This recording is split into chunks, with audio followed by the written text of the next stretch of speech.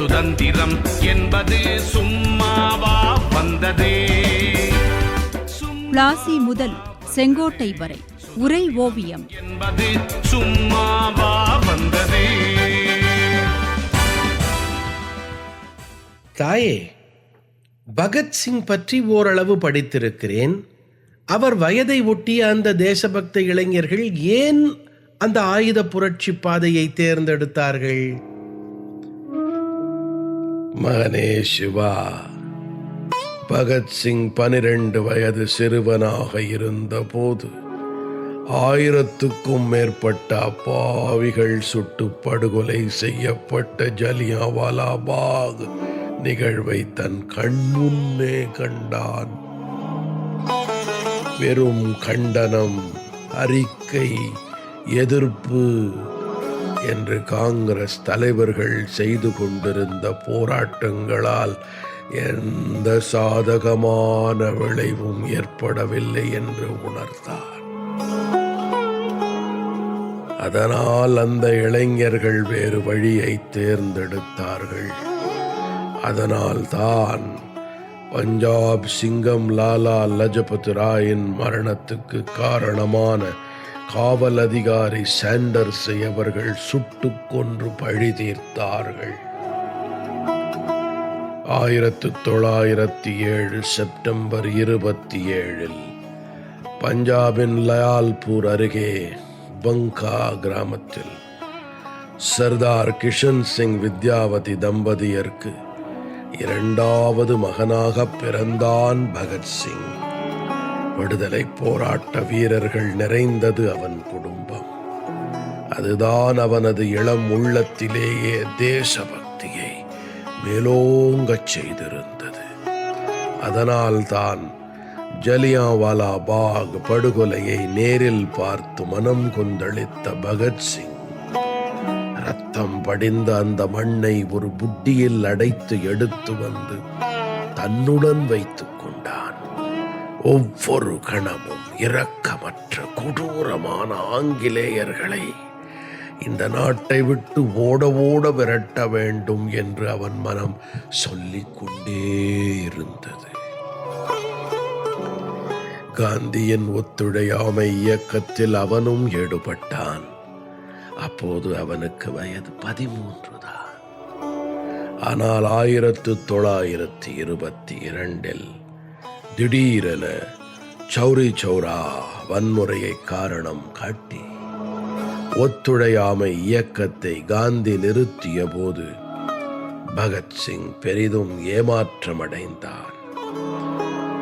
சுதந்திரம் பெற வேண்டுமானால் அஹிம்சை வழி சரிப்பட்டு வராது, ஆயுதம் தாங்கிய புரட்சி பாதையே சரி என்ற முடிவுக்கு வந்தான்.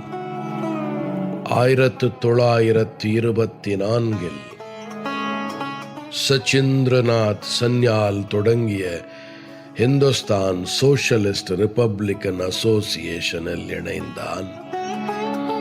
1926 சுக்தேவ், பகவதி சரண் வோரா, யஷ்பால் என நண்பர்களுடன் இணைந்து நவ்ஜவான் பாரத் சபா என்ற இளையோர் அமைப்பை தொடங்கினான் பகத்சிங். அவனுடைய நண்பர் வட்டமும் கூட ஆயுத புரட்சியில் நம்பிக்கை கொண்டிருந்த இளையோர் வட்டம்தான். அவர்களில் ஒருவன் சுக்தேவ். 1907 மே 15 பஞ்சாப் லுதியானா அருகே லயால்புரியில் ராம்லால் தாப்பருக்கு மகனாக பிறந்தவன் சுக்தேவ் தாப்பர். 3 வயதில் தந்தையை இழந்தான். தேசபக்தரான இவனது சித்தப்பா லாலா அச்சிந்தராம் ஆரிய சமாஜத்தில் பற்று கொண்டவன். அவனிடம் வளர்ந்ததால் சிறுவயது முதலே சுக்தேவுக்கு ஆரிய சமாஜ கொள்கைகளில் மிகுந்த ஈடுபாடு ஏற்பட்டிருந்தது. யோகா பயிற்சிகள், மந்திரங்கள் கற்றான். தீண்டாமை கொடுமையால் பாதிக்கப்பட்ட சிறுவர்களுக்கு கல்வி கற்பித்தான். பள்ளி மாணவனாக இருந்தபோது யூனியன் ஜாக் கொடிக்கு சல்யூட் அடிக்க சொன்னார்கள். விடாப்பிடியாக மறுத்தான். அடி உதை தண்டனையை அந்த பிஞ்சு வயதிலேயே அவன் உடல் தாங்கியது.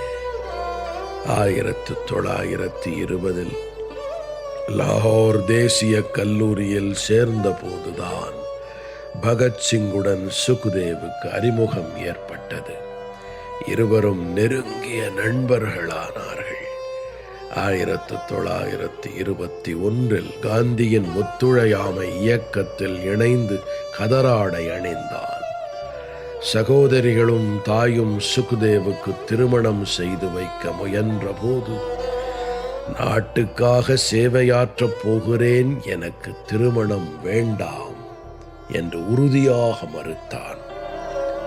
பகத்சிங்கை போல சுக்தேவும் ஹிந்துஸ்தான் சோஷலிஸ்ட் ரிப்பப்ளிக்கன் அசோசியேஷனில் இணைந்தான். இயக்கம் எந்த பணியை அளித்தாலும் முழுமனதுடன் செய்வான் என்பதால் அவனுக்கு பஞ்சாப் மாநிலத்துக்கான பொறுப்பை அளித்தார்கள்.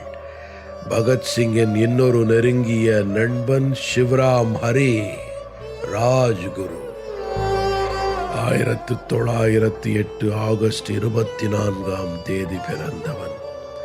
மகாராஷ்டிரத்தைச் சேர்ந்த வீர இளைஞன். இவனும் ஹிந்துஸ்தான் சோஷலிஸ்ட் ரிப்பப்ளிக்கன் அசோசியேஷன் மூலம் பகத்சிங் சுக்தேவுடன் ஒன்றிணைந்தான். அப்போது சைமன் கமிஷன் எதிர்ப்பு போராட்டம் வலுத்திருந்தது.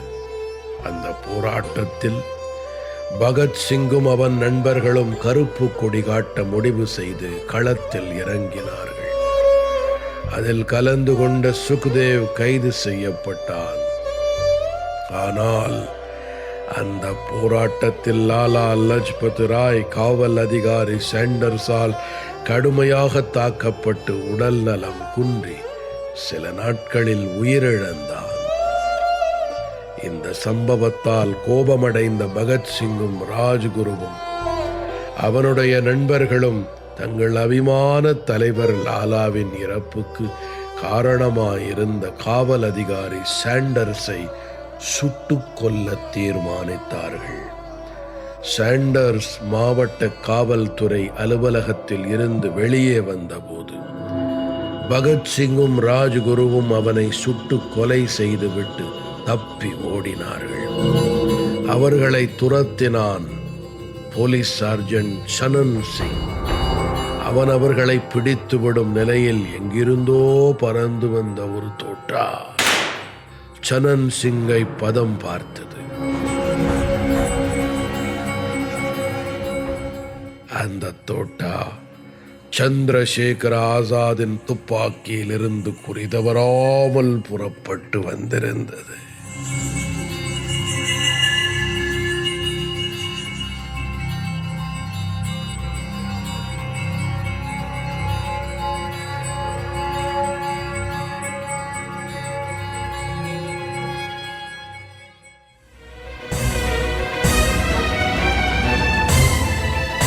பிளாசி முதல் செங்கோட்டை வரை உரை ஓவியம் கேட்டீர்கள்.